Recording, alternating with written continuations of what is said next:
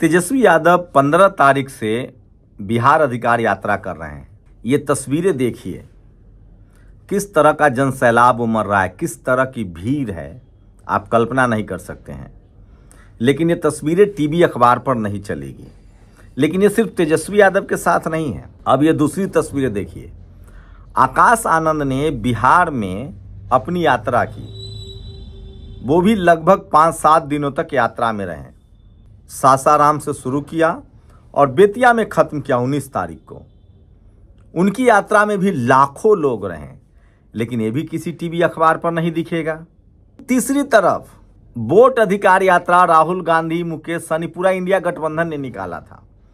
उसमें भी जन सैलाब उमड़ा था, लेकिन वो भी मीडिया ने आपको नहीं दिखाया। तो टीवी अखबार आपको क्या दिखाता है वो समझिए। टीवी अखबार भारत के प्रधानमंत्री की हर रैली लाइव दिखाता है, आप जाके देख लीजिए, हर रैली। और प्रधानमंत्री मोदी की रैली के लिए स्कूल को भी बंद कर दिया जाता है, बच्चों को बारिश में खड़ा कराया जाता है। प्रधानमंत्री का 2 से 3 किलोमीटर का रोड शो आयोजित किया जाता है, स्पॉन्सर्ड रोड शो, उसको भी लाइव दिखाया जाता है। तो प्रधानमंत्री मोदी की रैली लाइव, प्रधानमंत्री मोदी की रोड शो लाइव। लेकिन सिर्फ इतना ही नहीं, उसके बाद शाम में तमाम टेलीविज़न चैनल पर एक आरएसएस के प्रवक्ता, एक बीजेपी के प्रवक्ता, एक उसके बाद एक एंकर बीजेपी के लिए, उसके बाद एक न्यूट्रल कह के पत्रकार बीजेपी समर्थक, और एक कांग्रेस या विपक्षी दल के भी एक सवर्ण प्रवक्ता को बैठाकर टीवी पर फिर मोदी मोदी किया जाता है। ये है टीवी का काम। सोचिए, अब मैं बता रहा हूं टीवी का काम क्या होना चाहिए था और टीवी क्यों नहीं दिखा रहा है। अब ये तेजस्वी यादव की रैली में भीड़ देखिए, जन सैलाब देखिए। आज की तस्वीरें हैं समस्तीपुर की, हाजीपुर की तस्वीरें हैं, समस्तीपुर की तस्वीरें हैं, मोकामा की तस्वीरें हैं, बेगूसराय की तस्वीरें हैं, खगड़िया की तस्वीरें हैं, नालंदा की तस्वीरें हैं, फतुआ की तस्वीरें हैं। हजारों हजार लाखों लोग सड़कों पर निकल रहे हैं, लेकिन ये टीवी अखबार नहीं दिखाएगा। क्यों नहीं दिखाएगा? क्योंकि उससे पूरे देश में एक माहौल बनेगा। बिहार के लोग टीवी अखबार देखेंगे तो उनको लगा कि कितनी भीड़ जीत बन रही है, इसीलिए इन रैलियों को नहीं दिखाया जाता है। इसीलिए आकाश आनंद की रैलियों को भी नहीं दिखाया जाता है, विपक्ष के किसी रैली को नहीं दिखाया जाता है।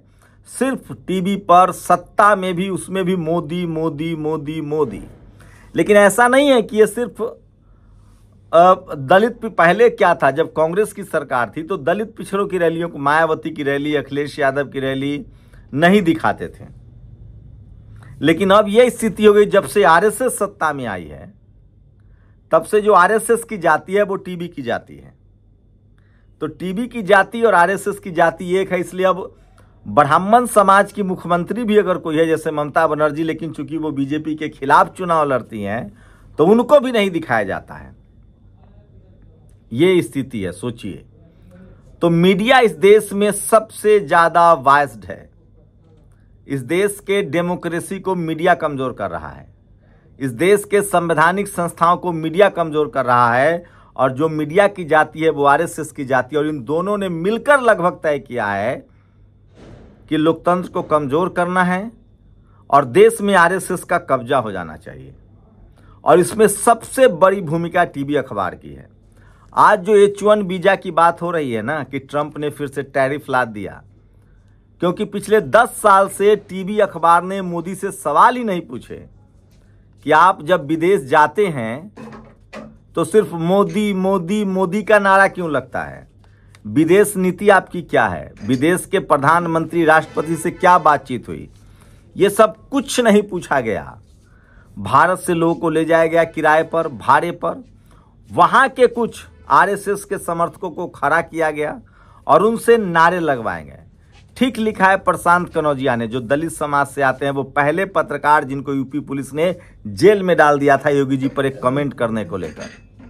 वो पूछ रहे हैं कि अब आइएगा भारत, खराब रोड पर टोल टैक्स देकर चलाइएगा गाड़ी, तब पता चलेगा कि मोदी मोदी का क्या असर है।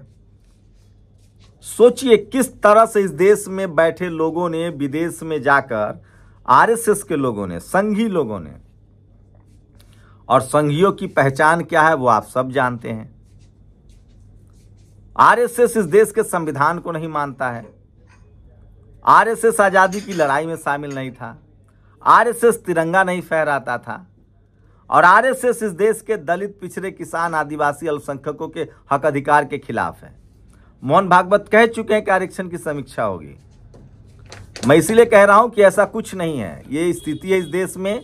और मैं फिर कह रहा हूं कि इस देश की बर्बादी के लिए टीवी अखबार जिम्मेदार है। सोचिए, चुनाव आयोग जो वोट की चोरी करवा रहा है, राहुल गांधी ने साफ साफ सबूत दिए हैं। राहुल गांधी ने सबूत देकर कहा कि वोट की चोरी कैसे हो रही है। एक एक साल तक वोट परसेंटेज डाउनलोड अपलोड नहीं किया जाता है। वोटर लिस्ट से नाम काटे जा रहे हैं, फर्जी नाम ऐड किए जा रहे हैं।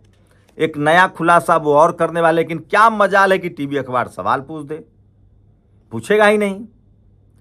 यूपी में सोचिए, विधायक जी हैं, बीजेपी के विधायक हैं, ब्राह्मण समाज से, साफ कह रहे हैं कि पुलिस चौकी लूट का अड्डा बन गया है। यूपी में नौकरियां दलित पिछड़ों की चोरी हो रही है। यह सरकार सिर्फ इसलिए चल रही है क्योंकि इसकी जाति मीडिया की जाति है। और ये सरकार स्कूल, कॉलेज, अस्पताल, पढ़ाई लिखाई, दवाई के लिए नहीं आई है। और धीरे धीरे सब इसकी चपेट में आएंगे। सोचिए किस तरह से 2014 से पहले इस देश के लोगों को ट्रांसपेरेंसी चाहिए थी, लोकपाल चाहिए था, भ्रष्टाचार खत्म होना चाहिए था, नौकरियां चाहिए थी। लेकिन जब आरएसएस की सरकार बन गई तब ये सब कुछ नहीं चाहिए। तब इनको मंदिर मस्जिद याद आने लगा, हिंदू मुस्लिम याद आने लगा। तब इनको इकोनॉमिक वीकर सेक्शन का रिजर्वेशन, असंवैधानिक आरक्षण मिल गया।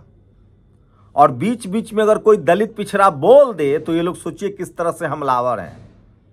भारत के chief justice of India Gavai साहब को गालियां दी जा रही है मनुवादी और जातिवादियों द्वारा।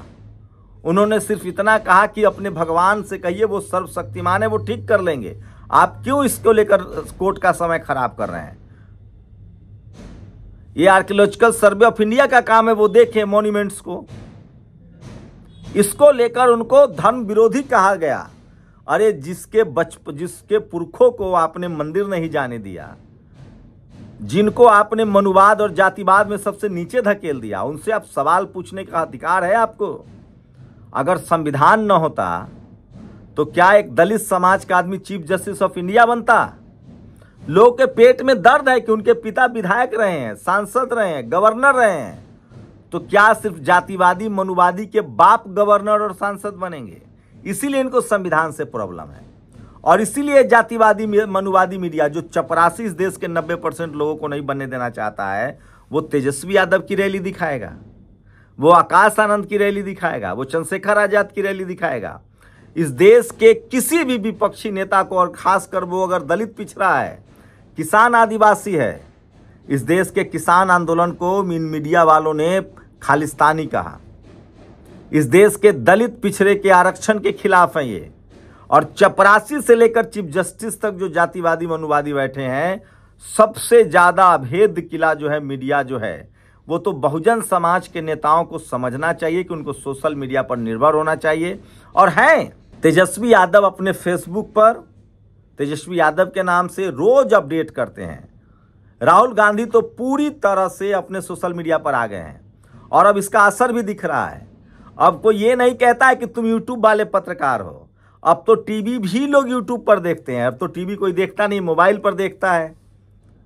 तो अब ये भी संकोच मत रखिए। मैं फिर कह रहा हूं, इस देश के दलित, पिछड़े, किसान, आदिवासी, अल्पसंख्यक, आप नेता हैं, अभिनेता हैं, अधिकारी हैं, कर्मचारी हैं, आम आदमी हैं, अगर आपको अपने अधिकार बचाने हैं, इस देश को मजबूत करना है, तो आपको सोशल मीडिया पर बोलना पड़ेगा। और यही काम अब आकाश आनंद की भी टीम कर रही है, तेजस्वी यादव की भी टीम कर रही है। तो रही बिहार की बात, बिहार चुनाव की बात से भी कह दूं कि बिहार चुनाव में जो टीवी अखबार आपको दिखा रहा है वो सच नहीं है।